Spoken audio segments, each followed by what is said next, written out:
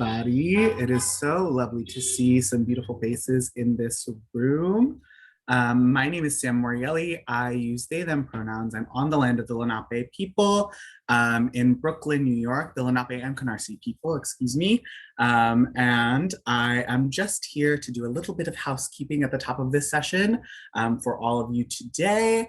Thank you for joining us. There are captions available if you need them. They're enabled. You can click the live transcript button and show subtitles at the bottom.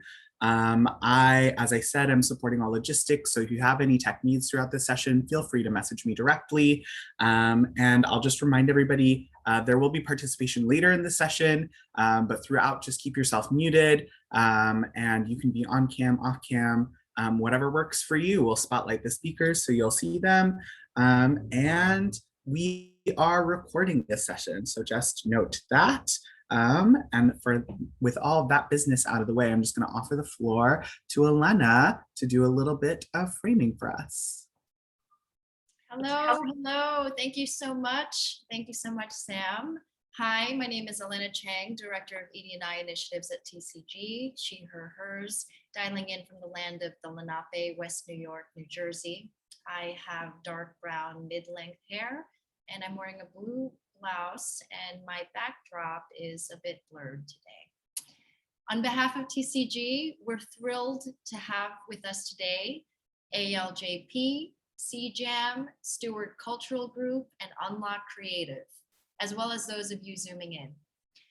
On the ALJP side, I do want to lift that we have Leandro Zanetti with us, and I was very pleased to see that Leandro made it to the beautiful slide from Marketing and Production, Go MMP.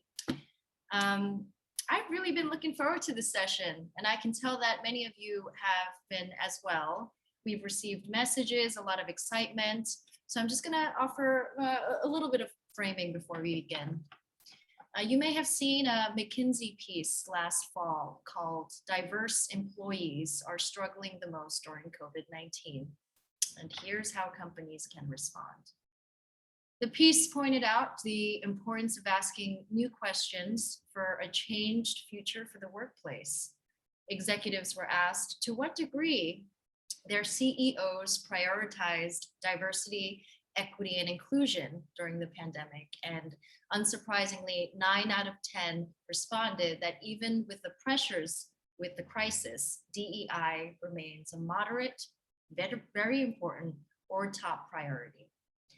So what is the role that search firms can play in this?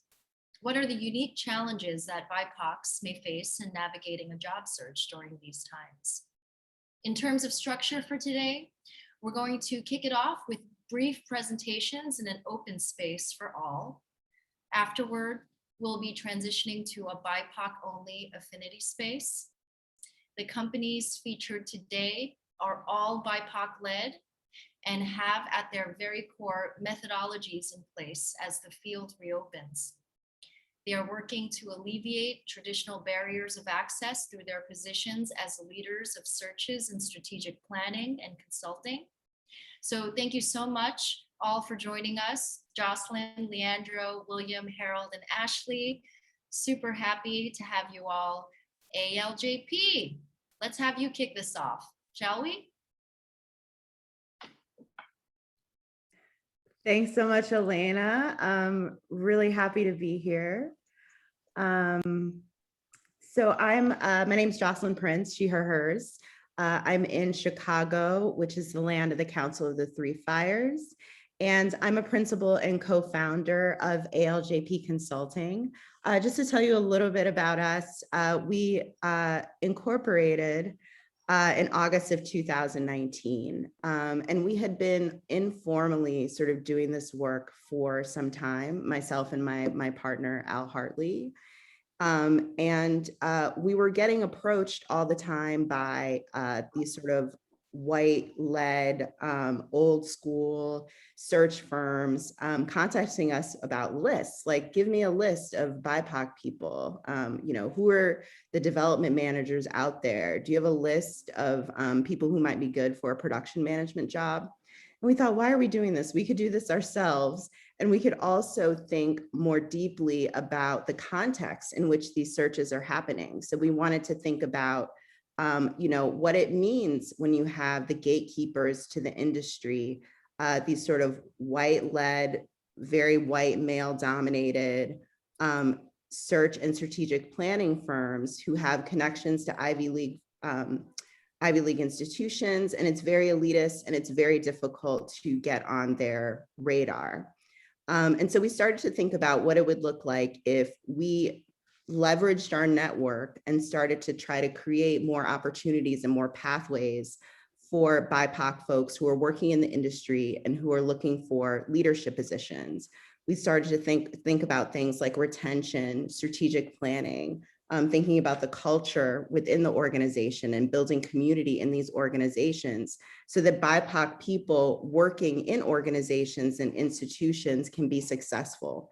So we're interested in changing kind of the fabric of institutions, having an influence on that from a BIPOC center perspective.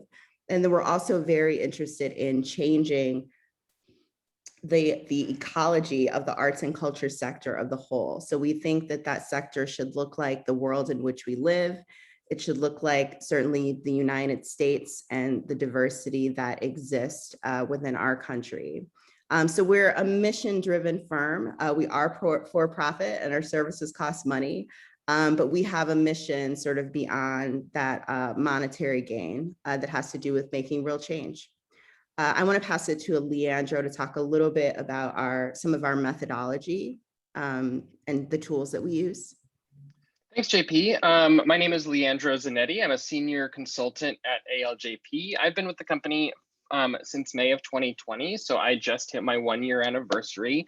I couldn't be more thrilled to be a part of this amazing group of people.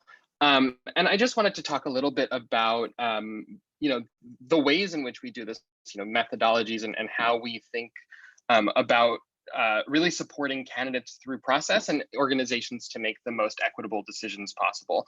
And what we center, focusing on bias and unconscious bias in each one of our services, particularly in search services. We do trainings with folks to make sure that people are aware of their biases and how to become more aware of their unconscious biases. We help them develop questions that help address those biases in the room. And then throughout the deliberation process, we continue to sort of bring up this idea of bias and the fact of bias. And we're not trying to eliminate bias because we know we all hold them. We just want to acknowledge that they exist and be sure that we're looking at them as we're making these decisions so that we can make sure that we're taking those biases into account and making sure that we can start to work against them. And the first step of that is really acknowledging that they are there and acknowledging that they will influence the way that we have these discussions and the decisions that we make. In terms of our influences, we are very heavily influenced by Emergent Strategy by Adrienne Marie Brown.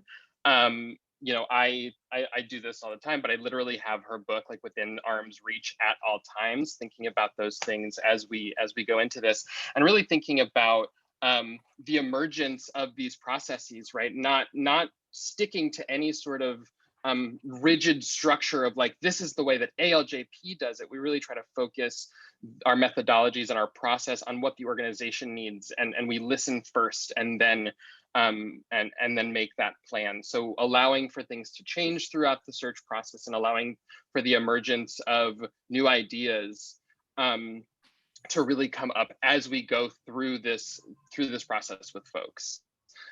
We are also heavily influenced and often refer to the white supremacy culture characteristics by Tema Okun and DR Works, really naming those within organizations, knowing that we operate within a white supremacist society and culture, just knowing what those characteristics are and being able to name them when we see them both in our strategic planning and in our search processes.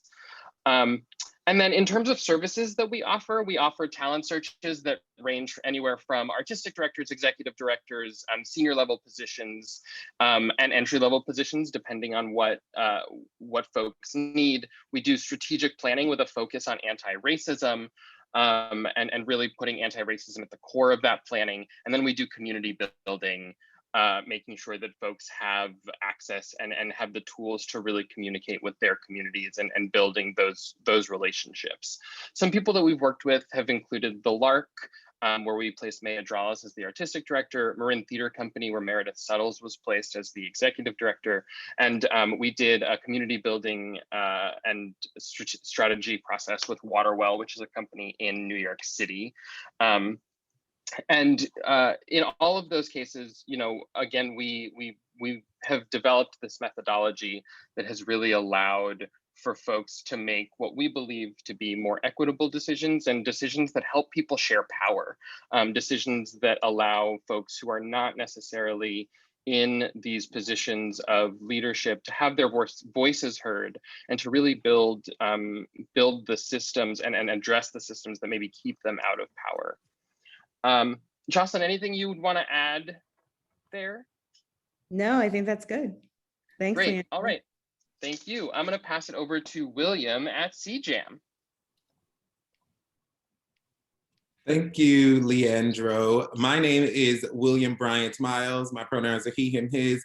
I've got on a festive little polka dot shirt in front of some books. I'm a Black boy, and I'm here in New York City. I represent CJM Consulting, where I'm a senior consultant. I've been with CJM since 2008. However, CJM was founded in 2006 by Candace Jackson. That's the CJ in CJM. And CJM basically, it was founded to strengthen the business of arts and culture. Now that has evolved into really working with arts and cultural organizations at pivotal moments of change. Our practice specializes in small to mid-sized organizations that are impacting and or led impacting communities of color and or led by people of color. And our work involves many different things. We really pride ourselves on having a bespoke approach to projects and really getting in there and identifying what this moment of change is for the organization, whether that's moving into a new facility, creating a new operating structure, bringing on new executive leadership, or responding to some external crisis, figuring out what that change is and identifying the appropriate solution. We work on innovative solutions that are rooted in best practice. So we are very excited by ideas that have not been tried before, but we also recognize that some things that have existed have worked. And so there's no need to reinvent the wheel unnecessarily, but if we need to, we are totally about, getting in a boat or jumping into an airplane. Our services include strategic planning, business plan development, project management, DEI training and facilitation, visioning exercises, and what we call full scope, which is where we partner with the organization to fill gaps in operational needs, operational and or staffing needs, and being on site until the appropriate person can be hired and or training the person that has been brought in for the role so that the organization can really work effectively. What we've learned over these 15 years is that a lot of times, especially small organizations in communities of color, have really dynamic leadership, have some of the most dedicated leaders that you'll ever meet, but they just don't have the bandwidth. And so the work doesn't always get done most efficiently because they don't have the appropriate people at the wheel, and to bring on that person sometimes even takes away from the doing of the thing. So we like to partner with them through the full scope program to help them fill that gap in the short term while we work to figure out a long-term and permanent solution.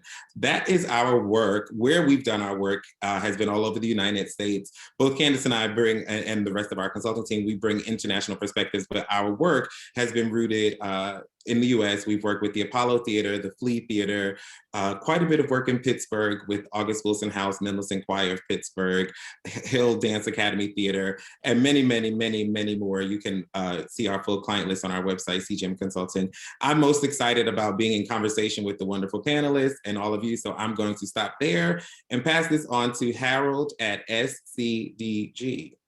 Thank you, William. So my name is Harold Stewart. For those of you who don't know me, my pronouns are they, he. I'm sitting in Boston. And many of you may know that I am in another hat, and I wear many hats, literally. I'm I am the executive director and creative strategist for the Theater Offensive here in Boston. However, when I took that job, I said that, I have my own private practice and it's important for me to maintain that practice. And I think that's important, especially for BIPOC people to understand that one organization does not kind of shape our practice or own our intellectual property and praxis. So we had that conversation up front, and I would manage what jobs I took in consulting, but it was important to know that I still wanted ownership of self and what I was bringing when I came to this organization, that the organization would indeed increase my knowledge. So Steward Cultural Development Group was founded in 2015. LinkedIn just let me know that it was 6 years a month ago. And I was like, well, what anniversary do I have?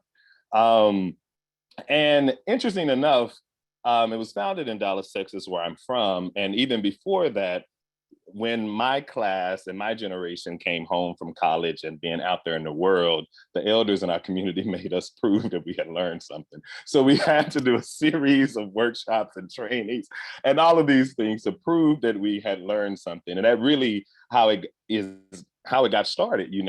Some of you may know Ashley Wilkerson and Sarah McCurria, who I feel like we all came back at the same time and was on this, did Miss Clark call you? You got to go do this and talk about what? Man, me too.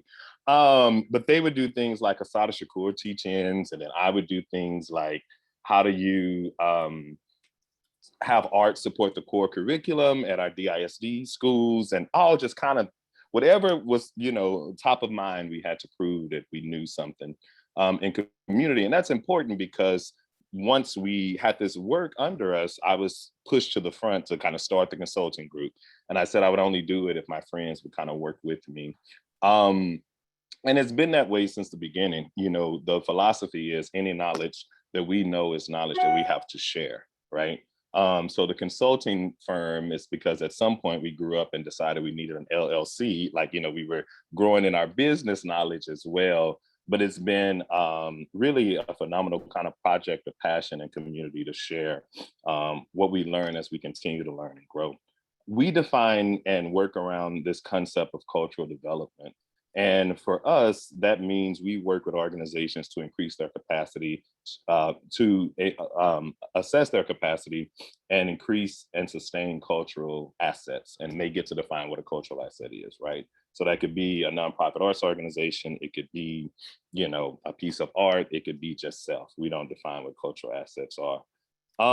I think in terms of our services, and this is also important, we do long-term planning, whether that's strategic planning, program plans, succession, change management, policy work. Sarah sits and works with Policy Link, so she is our policy guru. So we do policy work, facility planning, revenue enhancement, so that's contributed and earned revenue, risk and change management, feasibility studies, and capital campaigns, as well as equity enhancement. So whether that's EDI workshops, assessments, plan development. And that was also important too, that we didn't start with EDI. We definitely started from a place of community, but once we engaged in nonprofit work, all the best practices was coming from white folks. So we felt like it was important for us to say, one, don't pigeonhole us into EDI work, but we can successfully do revenue enhancement. We can close any size gift, major gifts. I am happy and very proud, and this the pride that I have goes all the way back to my grandmother to say I've closed 7-figure deals, multiple ones, right? And to be the face of that, because when I was coming up, as a managing director or whatever I didn't see Black people closing these types of deals. So I always felt like I had to depend on white strategy and philosophy, but that is a myth and a lie, because we apply, cultural strategy to anything in terms of organizational development. So I think that's what's important to know about our work. The other thing that's really, liberating is that we get to pick our projects. So again, our lives is in service to the liberation of Black people. So when we get requests, and there are a lot of requests coming right now, we say, well, how does this liberate Black folks, right? Is it just by awareness, or where is that at? And that's interculturally and as well as with white folks. And so it is liberating to be able to turn around and turn down some consulting if it's just not a good fit So that keeps us humble, right? It keeps us kind of motivated, and it keeps us kind of mission oriented, because we really are selective about who we work with, as selective as the organizations are about working with us. Our work in recent years have been in New England, because that's where I am, with organizations like the New England Foundation for the Arts, Boston Center for the Arts Boston, JAG Productions in Vermont, but a lot of organizations back home, and then the reach is growing. And I will stop there and pass it to my sister, who we also grew up in this industry together, and Unlock Creative, Ashley Walden Davis. Thank you, Harold. So nice to see your face today. So nice to see everyone's faces. My name is Ashley Walden Davis, she, her, hers, based in Atlanta, Georgia, the Muskogee Creek land. I am the founder of Unlock Creative with my co-founder and business partner bestie, Candace L. Feldman. And for folks who don't know, because it's kind of new, Candace plus Ashley equals Cashland Enterprises. And we actually have 3 entities that we steward together, which include Unlock Creative Coaching and Management Solutions, LLC, the business that we'll talk about today, the Unlock Creative Foundation, AKA Queendom, dedicated to Black women, which is a 501c3, and the National Black Woman Creative Cooperative, which is a Black woman-owned cooperative. So you'll hear more about those later. Unlock Creative is a social enterprise whose mission is to nurture, grow, and sustain Black creative leadership. We work strategically to hold human connection and design systems and structures where Black people and people of color thrive personally and professionally, both within organizations and independently. We center joy, love, racial and cultural equity in all our VIBE programs and services. And we believe that to create work environments and systems where Black people thrive, all people of color and others will as well. And I know some of my colleagues kind of have talked about that today, and I feel like a lot of our work is very much in alignment. I have put our link in the chat if you want to check out more of our services.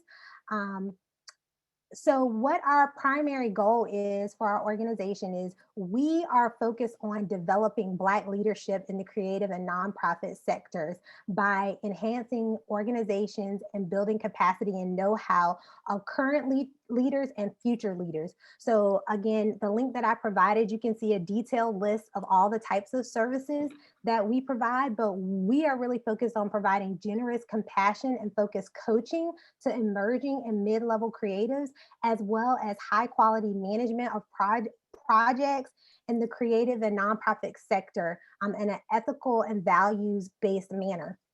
So my partner, Candace, really is the one that the big things that she really enjoys working on is equity audits and these searches. What I really love working on is organizational development. So I think for my other friends here, I think maybe William talked about that a little bit, is we really love working with organizations to help them build their policies and practices. And when we're helping them, we're trying to build those in an equitable way. So if you do look at our website, you won't see that we're like, oh, the equity folks. But if you want a handbook, I'm going to give you a handbook that is equitable though. And that those is going to be some of the works that's baked in when you hire Unlock Creative. So why were we founded? So we're the newbie on the block. We were founded last year, June 4th, 2020, and we took off at the height of Juneteenth. With everything that was going on in the world that y'all probably remember during the pandemic, the violence against Black people, it really called for us to do our part. So some folks might know I had just recently started a position that I thought I wanted for forever, and that lasted all of 30 days. And on Juneteenth, I liberated myself and quit, and I started this company. And Candace, 8 weeks later, Candace did the same thing. And so really where we are, part of this work is what we felt like we wanted to do to support the movement. We joined this movement by declaring that Black lives are beautiful and Black lives matter, and so does Black wealth. So what we wanted to commit to is giving all of our talents that we had been given, you know, across our careers. We each have about 15 years in the industry. We wanted to really dedicate those to Black institution and building up Black creative leaders. That's what we're here doing today and what we want to share. So again, you can check out our website at Unlock Creative .org, and we'd be excited to partner with any of the TCG member theaters or folks on this call today. So thank you for having us. Amazing. I'm gonna come in, hold on. There we go. Hi, everybody. First of all, thank you to all of our speakers. You all are phenomenal. I am so excited by your work, so inspired by your work. I may be a little baby strategic planner myself. And so again, I just want to thank you for your brief remarks. And I'll encourage everybody on this call, though I know they all mentioned that they're overextended in these times, hire these brilliant people because they do brilliant work.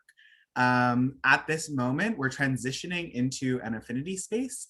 So if you do not identify as somebody who is BIPOC, of color, somebody of the global majority, essentially anybody who is non-white, we'll just ask and hold for this moment that you exit the space so that we can gather an affinity for the next portion of the session.